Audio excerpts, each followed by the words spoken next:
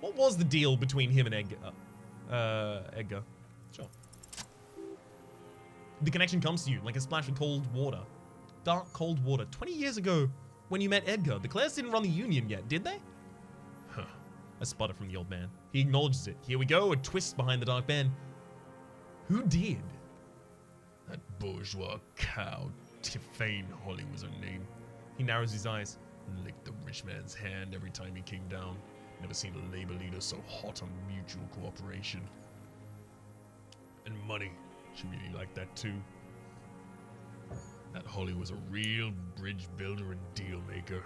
His eyes glisten with glistened suddenly with hatred.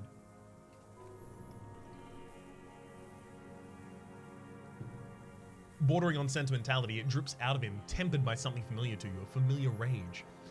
She was also a woman, wasn't she? Like that Clausia. She was. She was really soft on those money men. Had a Barbera Moscova bag over her shoulder she liked to bring to work. And then she just disappeared. Called in, they say, on the eve of the battle. Ran away, vanished like a piss stain. He squints and smiles at black logs. No, that's not quite it, is it? Did she?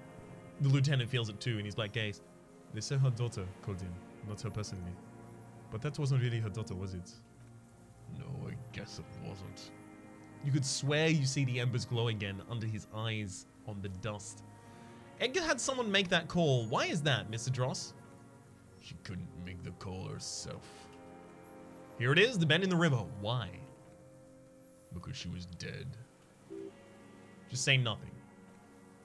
The cow caught a bullet in her right lung. Fell from the canal, grasping her tit and drowned. Fell into the canal, grasping her tit and drowned. Or bled, hard to say. It was a sloppy job. And a moving target. She was going home, waddling, dressed in yellow. Drunk like she often was. The ruins around were black around her, and she had a yellow leather bag under her arm. She tried to cross the canal. Heading home to Grand Coron or Betancourt, someplace like that. Were they to build new battlements for people who flourish in hell around her? And the ruins. You shot her. Someone shot her. His eyes grow cold suddenly. Or maybe the cow just fell. My memory is full of holes. All I know is... Another big spike of rage, different from the one he has for her. Nothing changed. Not in the material base, not in the hegemony. There was no uprising. Just words. The Union fizzled, sogged. Nothing came of it. Nothing. Edgar didn't keep his part of the deal. I sputter again. Nothing more. If you were to testify to this, give the RCM something on Edgar, you could walk. The lieutenant says in a voice even calmer, as if it were nothing at all. We could strike everything you've done, and process you as a prisoner of war. You were in a war. You are on assignment. We could even extradite you to the Samarran People's Republic. And in general workers' state. Goat shit, no thank you. I'm Ravisholian. My days are short. I'll run away here in a moral intern cell. I will not testify to anything.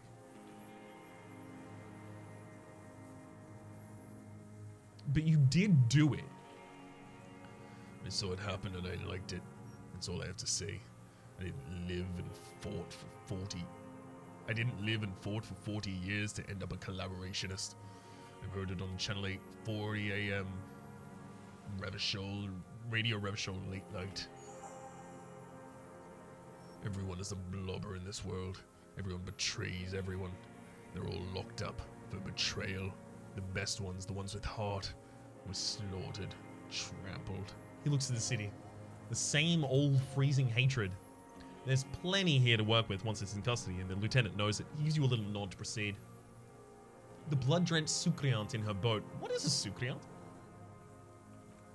A Sucreant, a bloodsucker, a rich whore on a boat. Oh, you mean Joyce? He nods. Women like her feed on the life energy of young working-class men. They let her. I can't believe the inert lumping out there. They just let her drive her little boat like that. No violence, not even a robbery. The working classes lost their appetite for justice. The voice trails off in disappointment. By the cock parading around in his uniform, you mean René? Every fucking morning for 34 years. He grinds his teeth in rage. Throwing that ball, one ball against the other, I've always loathed that game. It is not a working class game. I don't care what they say on Radio June. Royalist ghouls play it as if it was life itself. Click clack. He makes the sound of the balls connecting across the water each day, in that uniform like a parrot's plumage. And whatever measure he's a traitor to his race. A petanque maniac race traitor.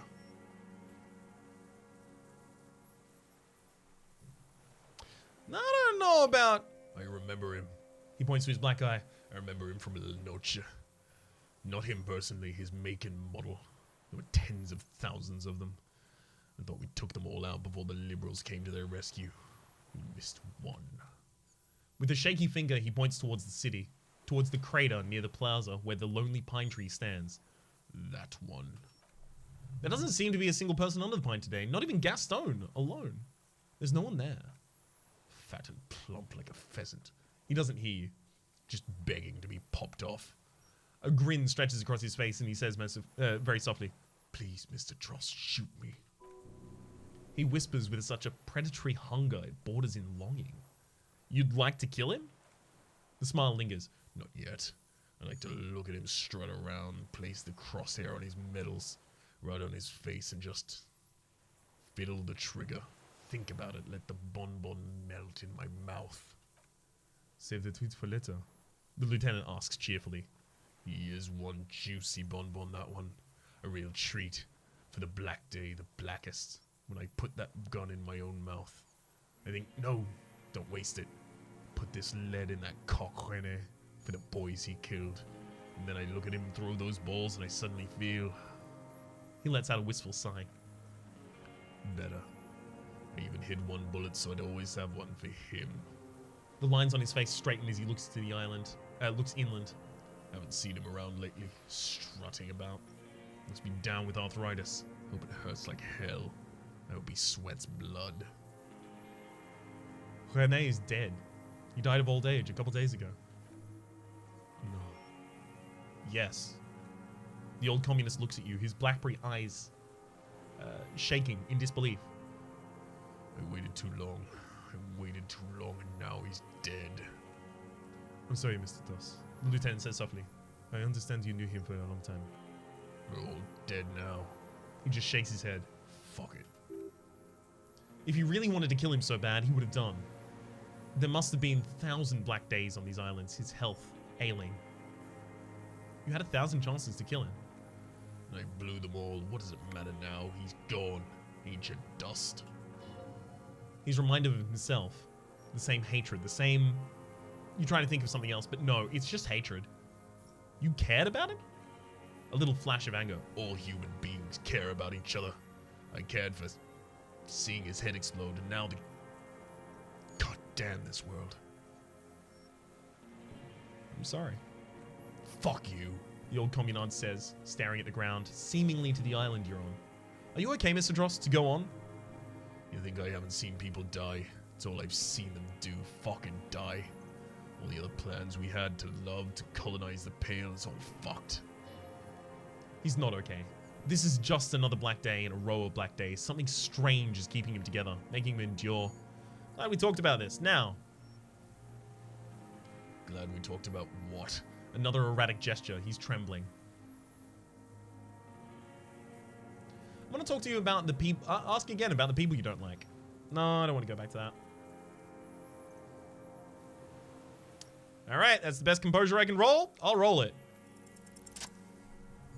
What strikes you about this gaunt man is not the stomach pain or the cough or the malnutrition. For a man who spent 44 years hiding in the urban wild, he's surprisingly okay. Indeed, he speaks fluently. He speaks fluidly. His movements are rapid, if erratic. His voice, despite the cough, is there. It's capable of expressing complicated ideas. Above all, he seems animated. Animated by what? It's a mystery. This animation comes at a cost too. Erratic hand gestures, thought processes cut off like threads. And he just stares at the logs or the reeds. He also suffers bad mood swings, bubbling to the surface, unconstrained by his nervous system. Great leaps of emotion from anger to grief, despair.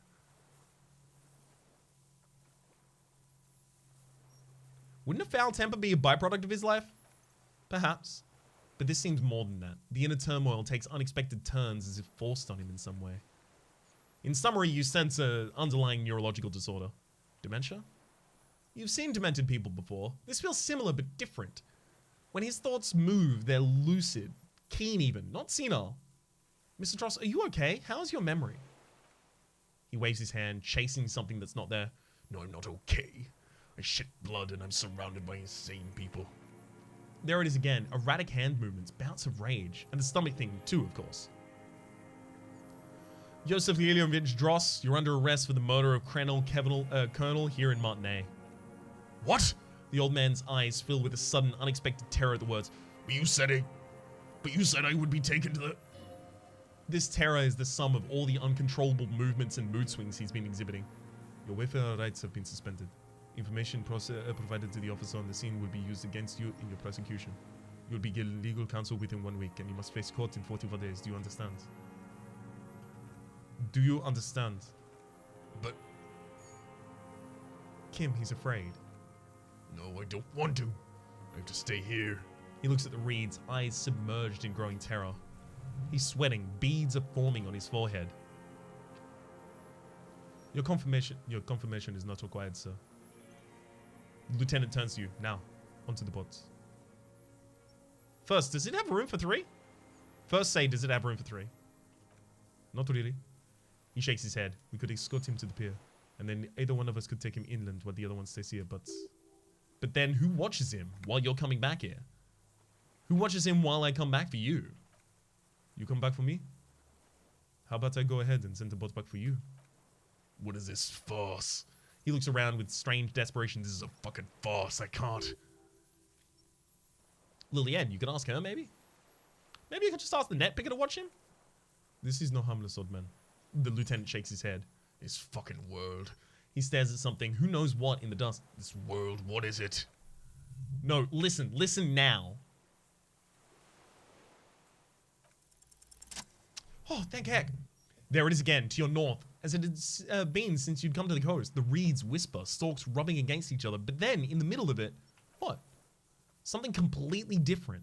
Sounds like a bow, very slowly being drawn across the strings of a violin. A very small violin made of reeds and rushes. And then it's gone, drowned out by the lieutenant's voice. Maybe there is room for 3 other... Shh! Kim! Do you hear that? What?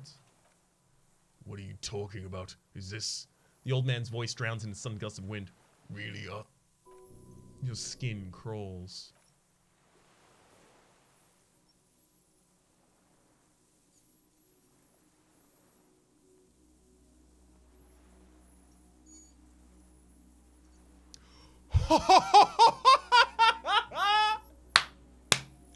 It's real?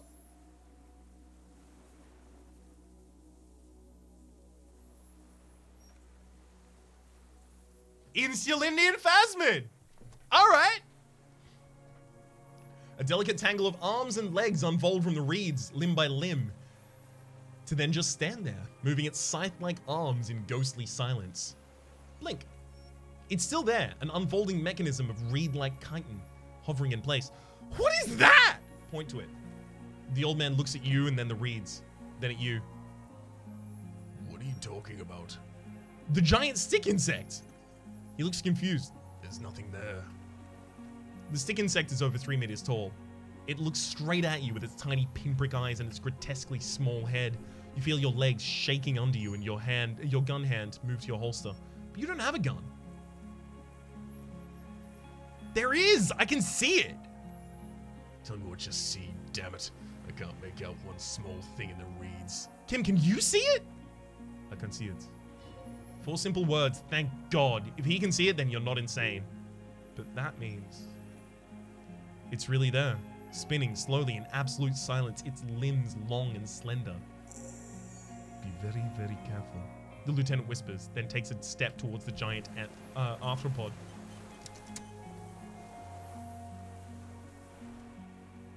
Wow, you work hard. I do?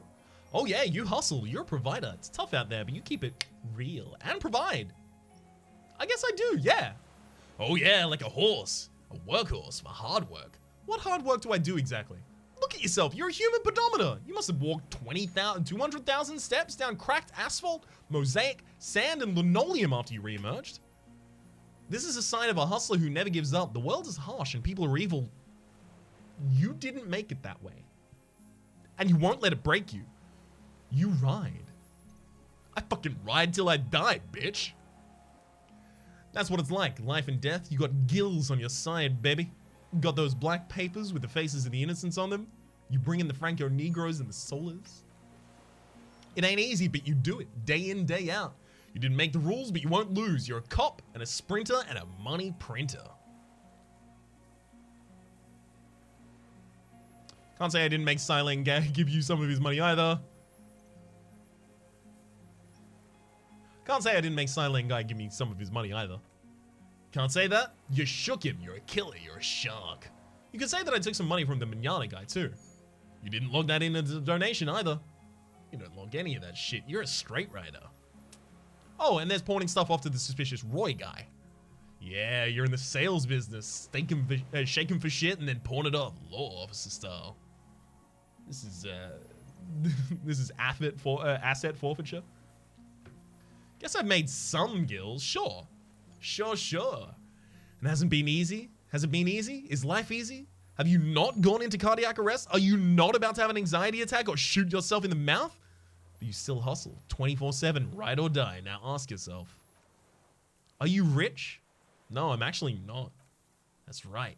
You work harder than anyone. You almost rode yourself to the grave and you're still practically a hobo. Why is that? The system is broken. Boo-hoo, the system is broken. The establishment is keeping me down. That's not what the fuck your attitude you're used to. What is? Why are you so poor? I don't know. Why am I so poor? Because of the taxes. G-Man's got his jam-covered sticky fingers in your pocket, stealing from you every time you buy, sell, walk, talk, fart, so much as sneeze. Aren't taxes almost non-existent in the Gotham estate of Revachol? I thought there were no taxes. You and I both. They got those indirect modes of taxation. Sales tax, excise duty, extraction tax. This tax doesn't even have a name. Plus there's the stuff people in other countries pay for that makes them ask for more money from you here. The Gotham estate's a myth. In total, the coalition government is taking 98% of all your money. No fucking way, I guess I'm a free market fuck. Wow! Are you sure? That seems like a big number. What are you talking about? They're milking your nipples till they bleed. Can't you see? Aren't you sick and tired of having bloody nipples? This isn't helping me solve my money problem. It's only making me a free market type. What are you, a racist? Don't be a racist. Be an ultra cool immigrant, ultra liberal free market advocate. Ride or die. Keep it secret. This guy is appropriating the emerging Boogie Street lingo as part of his sales pitch into the free market economy. That's a surprisingly common thing. Appropriating culture and lingo for the sake of trying to talk people into what is effectively the most hierarchical system you can have. You're trying to sound like a Boogie Street youth to peddle me this stuff, aren't you? Yeah, ain't it cool, Ryder? Ain't it street? It's not! Screw you! What's up, Insulindian Phasmid, sorry. The creature stands on its long, stilt-like legs, antennae hanging from its head like a woman's hair, white and curled at the tips. It's no more than 5 feet away from you. Reed-like tufts stick out of its joints. As the insect moves its forearms, it produces a faint hiss. Like a reel-to-reel machine spinning after the tape breaks. This hiss is different from the strings you heard before. It says something else in a lower pitch. Listen carefully.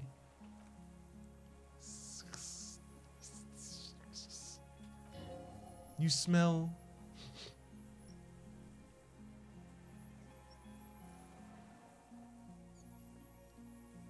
This is the Insulindian Phasmid. It is. The lieutenant whispers behind you. You hear the familiar ring of his jacket unzipping slowly, painstakingly so. You glance over your shoulder. The man holds a piece of milled aluminium. He begins to pull it open extremely carefully. It's a camera. You sure that won't scare it off? We need a photo. No one will believe us. He continues to pull the lens open. From the corner of your eye, you see a sudden cascade of motion ripple through the phasmid's limbs. A series of ultrasonic clicks fills your ear. I am not palatable. Do not eat me. I am afraid. It's afraid. Stop now. I won't be one of those fools who didn't take a picture. He has stopped fiddling with the camera, but does not put it down. You see the phasmid turn to him, its mandible antennae sticking out. Its motions are quick, sudden. I have the pheromone. I can approach it. I don't think the pheromone will do anything. His whisper turned into a skeptical hiss, but he's stopped now. The spindly mechanism turns itself back to you, its antenna taking measure of the air slowly. Say something to it quietly. Something like... Don't be afraid. Nothing changes in the cyclical praying motion of the creature's limbs. They're porcelain white on the inside and reed colored on the out. Beige, light brown and striped. You are unsure if it is scared or not. I actually know that though. Its insect mind is impenetrable to your reasoning. 83, please work. Yes!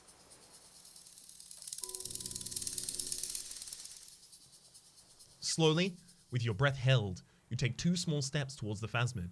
The creature lets out a series of ultrasonic clicks that swarm around your head like swallows. Like laughter, a sort of happiness. The tracheal system in the creature's abdomen expands in front of you to take in and expel air. It's smelling you. Hissing and clicking, it extends its mandible-like antennae to greet you. You're right below it now, looking up at the colossal chitin of its white limbs. The head of the creature is crowned by reeds and its eyes are like small droplets of water.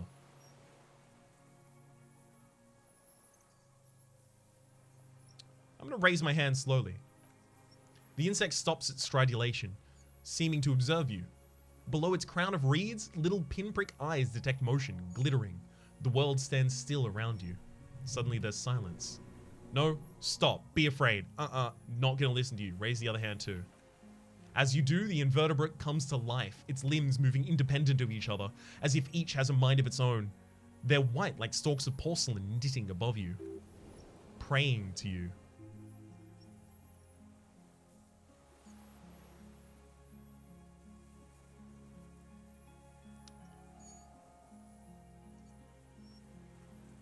Don't pray to me. I'm nothing.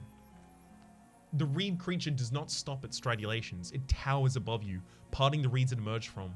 Tuft-like structures still rustle on its joints. Perhaps it's preparing to eat you? Look behind you. It's smelling me. Maybe it is real, the pheromone. The lieutenant's mouth is agape. The insect's head is crowned with reed-like scales, the shape of seed heads. They rustle as the air moves. The ventricles at its abdomen continue expanding, like lunglets, breathing you in your sour, greasy semiochemicals on the breeze. Hello, I'm Harry. I don't really know who I am. No reply. A total ancient silence comes from the mouth, along with what appears to be some kind of foam. The stridulations of its limbs continue all around you. Stand on your tiptoes and look more closely. You were right. Little bubbles from the mouth part of the creature, on its segmented lower lip. It looks to be foaming, slowly. The foam is white, then yellowish. The faintest smell, like you've never smelt before. Like burnt roses. Kim, it's foaming. Careful, it may be poisonous. The lieutenant watches you apprehensively. The foam slowly turns a darker shade like burnt caramel as the insect moves its mouthparts, masticating. The little bubbles begin to burst one by one, letting out that same smell, a summer burning.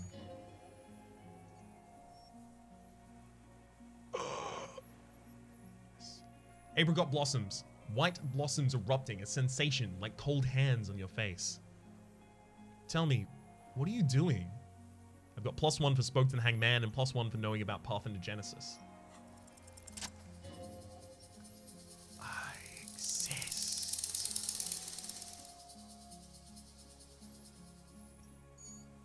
I exist too.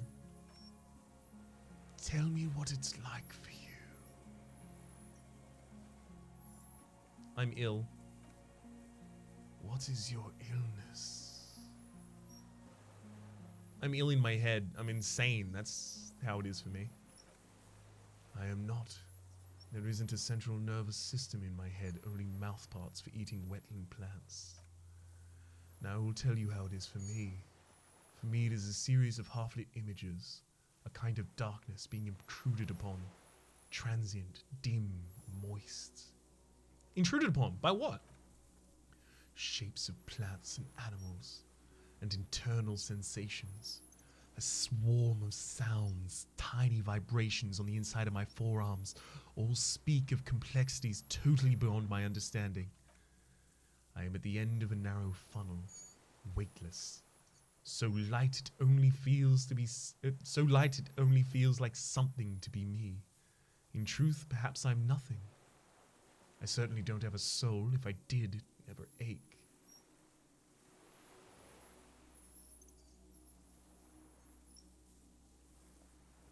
They're the type of animal I would like to be. Are you sure? Yeah, I'm sure. Why do you ask? Sometimes when molting, I regrow a lost limb. One time something went wrong and a small leg replaced with a missing antenna. It's absolutely nothing. A small leg, that's horrible. A small leg, that's horrible. Yes, the leg tried to move around independently, making it harder to walk. You don't have a foot there now. Yes, thankfully someone ate it. The next time I molted, I grew an antenna again.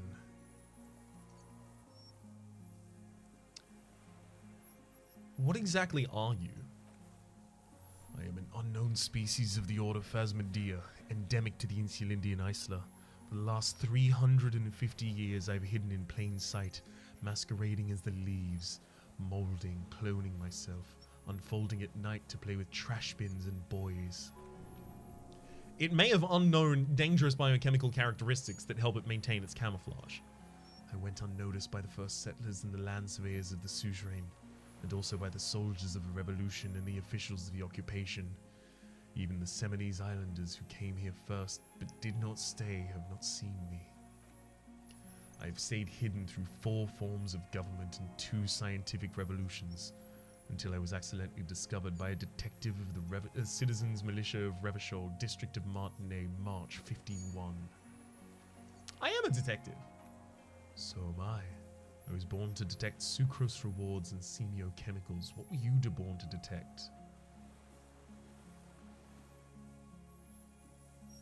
What was I born to detect? Food. Shelter. I wasn't born to detect killers. Also that. I can also detect pheromones. The ones on you that tell me you will not eat me, and that I will benefit from your closeness. In short, I love you. Love you right back. Is this a dream? What's happening?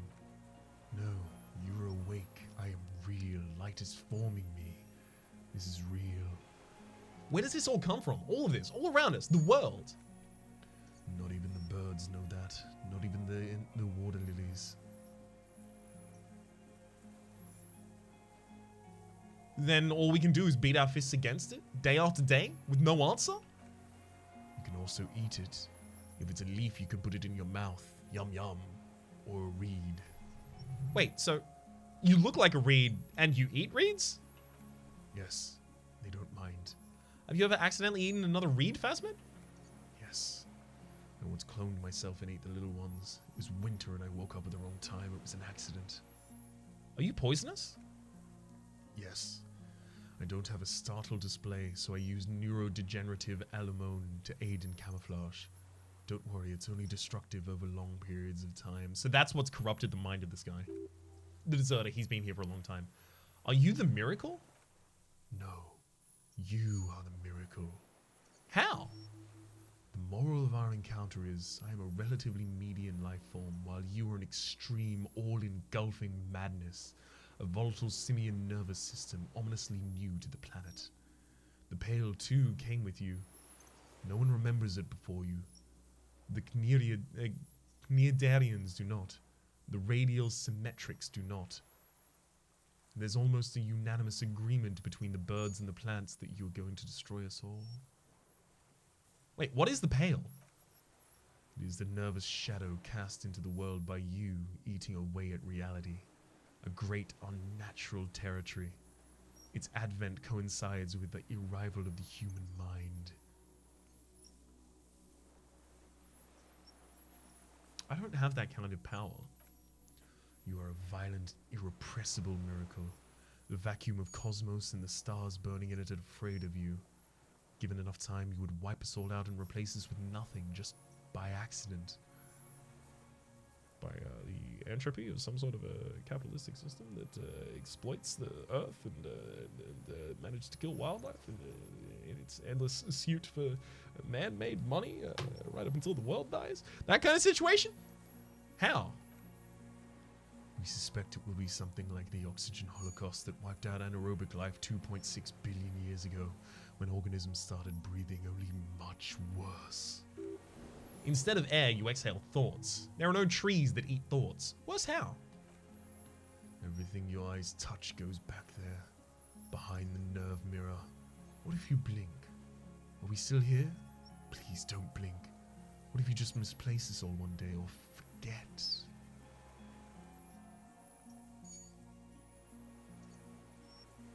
Have I always been thought this way? No. You're only thinking it now. This is revelation. But I want to blink and undo 12 billion years of matter expansion. I've already forgotten the whole world once, when I drank too much.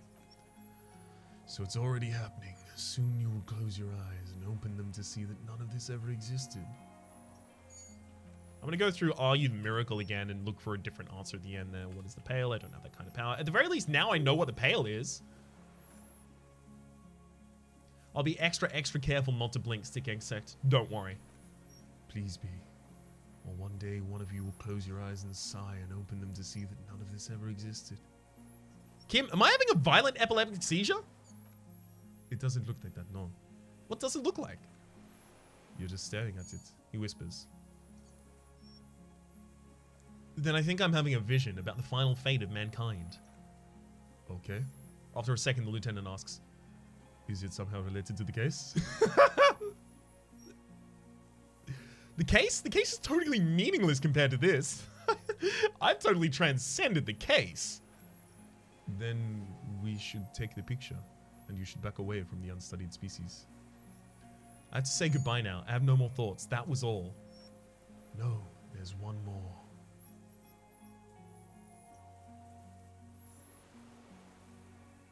Of all the creatures I've met, you are the kindest. Thank you. I have one more thing to say to you. That woman. Turn away from the ruin. Turn and go forward. Do it for the working class.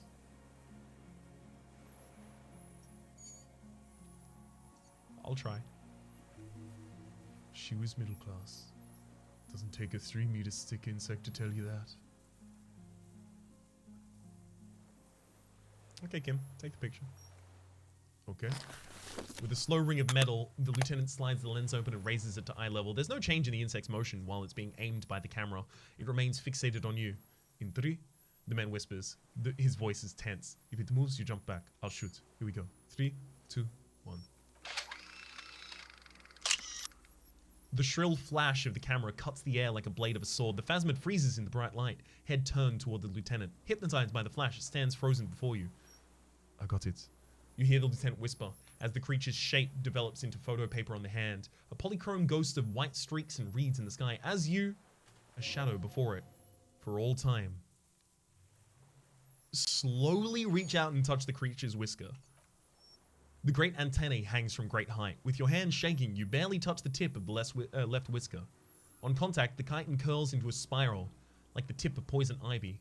Its touch on your fingertip feels cold, ticklish. It's surprisingly delicate, the curly end of the whisker like a young vine. It's even a bit wet. Be careful, detective. It's moving. Look at your finger. You're right. It glistens with some kind of moisture. The creature stays in front of you, frozen. Carefully pet its scythe-like forearm. The limb before you is incredibly tight, like eggshell. It's much lighter than a reed. You feel the soft push could tip the creature over, its hollow exoskeleton collapsing. Warning. Pull your hand away. A sudden shiver passes the limb. Looks like the creature is awakening, wave by wave, from its stupor. Some sort of countdown process is happening. That's all you have time to think. We got it. Back off. Another shudder pulses through the creature's limbs. It jolts back to life, like a record continuing from where it left off in a swaying, praying motion. Even the small black pearls of its eyes do not stray from you. Disengage slowly. As you're turning away, the phasmid mirrors your movements, stepping on the water. The long limbs carry its feather weight without breaking the surface.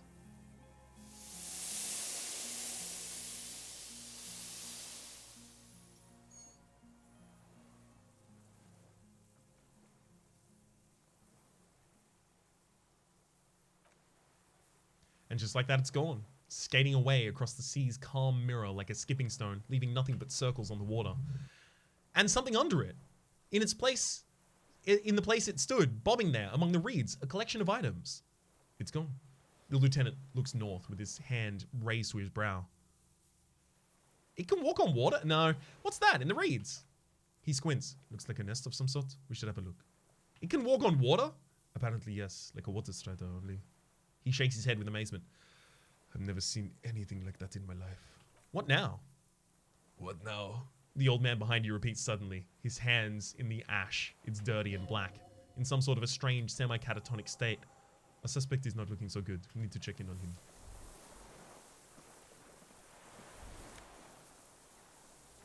Fair the weather T500 helmet and a T932 rifle scope.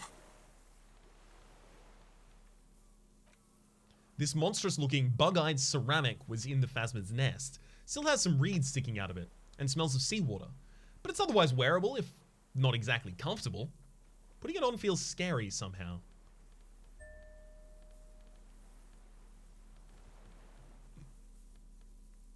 So it's part of the Cura set. Triagong 446. This is the deserter's rifle. The bolt-action .446 caliber Triagong is the poor man's sniper rifle. While not the most reliable of firearms, it is relatively precise due to a very manageable recoil, thus allowing the shooter to take multiple consecutive shots fast. This particular piece is missing a scope though. T932 rifle scope, a common 30mm sniper scope attached to almost any bolt-action 4.46 caliber. It uses an older style, non-dotted rangefighting reticle. Seaweed is stuck on the lens, and it suffered water damage from its time in the phasmid's dowry. What is it? What do you want from me? I can't go. The old man looks around, confused. Something is very wrong with him now. So, how can you not see the phasmid? See? He stares at the reeds and falls silent. Mr. Dos?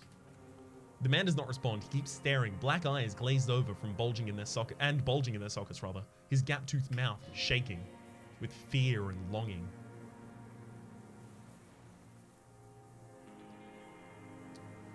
Wave your hand in front of his eyes. The light shiver passes him, followed by nothing. His hands are trembling and he breathes slowly in. He's going into some sort of psychomotor immobility. The lieutenant inspects him gently. The good news is this solves our transportation problem, doesn't it, Mr. Dos? The trembling mouth appears to sigh. Between this and the broken tire he's used for a boat, I think it's safe to leave him here while we go get help. It will need to be medical first, I'm afraid. What has happened to this man? Old age and shock.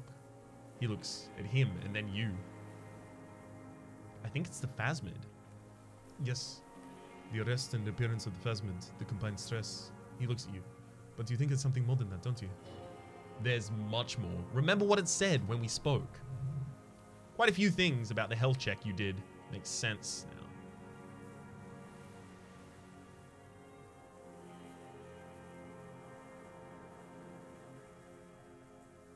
He couldn't see it, Kim. It's just the reeds for him. That could be part of the shock, but you're right. Something is off here. Mr. Dos? He touches the man's shoulder. No response. Maybe this is how the phasmid has stayed hidden all these years? What do you mean, how would it? No, it's not that. The old man stutters, then another sigh. Before, when I evaluated his state, he seemed strangely animated. He nods. He was energetic and articulate. After all these years alone, with little hygiene or medication, I would expect worse. Perhaps this animation is induced by something in the phasmid? It does not seem to be animated now it is left. He looks towards the sea. Honestly, I'm ready to believe anything at this point. Maybe it is psychoactive. I mean, why not? It's Rinitas Tor. He takes off his glasses and cleans them, then puts them back when he's staring at the back on. He's still staring at the sea. It's definitely toxic, the phasmid. It told me it is. Told you? Yes, good. During your long staring match. I understand. He looks at the man and then at you. He's been here for a long time. Who knows how much of it in its company. He did seem distressed when it finally came to arresting him. Like he didn't want to leave this place. And the insect, maybe. He looks at his notebook. I've absolutely forgotten to take notes. I hope I remember all of this. He shakes his head in disbelief. This will be one hell of a report. Thank God we have the photo. We found some things in the phasmid's nest, Mr. Dross. He stares into the reeds. Your words don't stare anything at him. Tap on the helmet on your head. Nothing. Just dull staring. Not even rage wherever he is. The last embers have gone out. The war is over. If Kuno kicked it in the sea, as he said he did, the ebb would pull it back here. That makes sense. Mr. Dross could have even picked it up. Or the phasmid, even. If it did, this is incredible. Show him the detached scope. He turns his eyes to it. I lost. You lost it, Mr. Dross? He turns his eyes to the reeds again, as he's done so many times. Beige and white stripes. He lost the scope. Then it somehow made its way over there, with the help of the magpie phasmid. The lieutenant observes lens sparkle in your hand. The sight is a T9, Mr. Dross. Was it attached to the rifle when you made the shot? Silence, not even a sigh. You've gotten all you will out of this poor being. I'm gonna let you rest now, Mr. Dross. The plastic cape flaps around his face in the gust of wind. His back is slouched and his mouth open. The blacks of his eyes are receding. His pupils are returning to normal. Hang tight. We should think about getting back to the mainland to help. You'll be safe here if we don't take too long.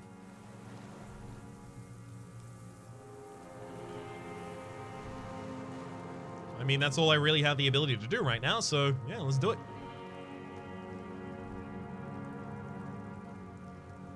I did not think that we were going to encounter an Interlinear phasmid. Also, this episode, I put quotes around the episode. You can't see me doing the air quotes, but imagine that I'm doing air quotes around that. This episode is now 2 hours long.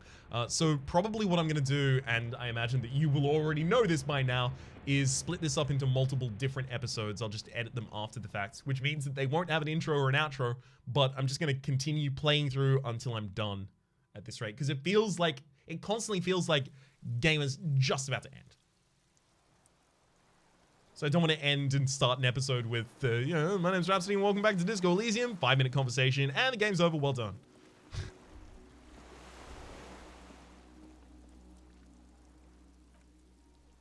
Let's return to the mainland. We're done here. He says, adjusting his glasses as he looks out over the water. The skiff rocks gently under your weight as you get in. The ride is uneventful and quiet. But for the sound of conversation on the water, there's someone inland waiting for you. 2 men and a woman stand on a concrete square in the nameless village, looking at a small yellow boat as it draws closer. The sea is calm. You reach the jetty and climb out of the skiff.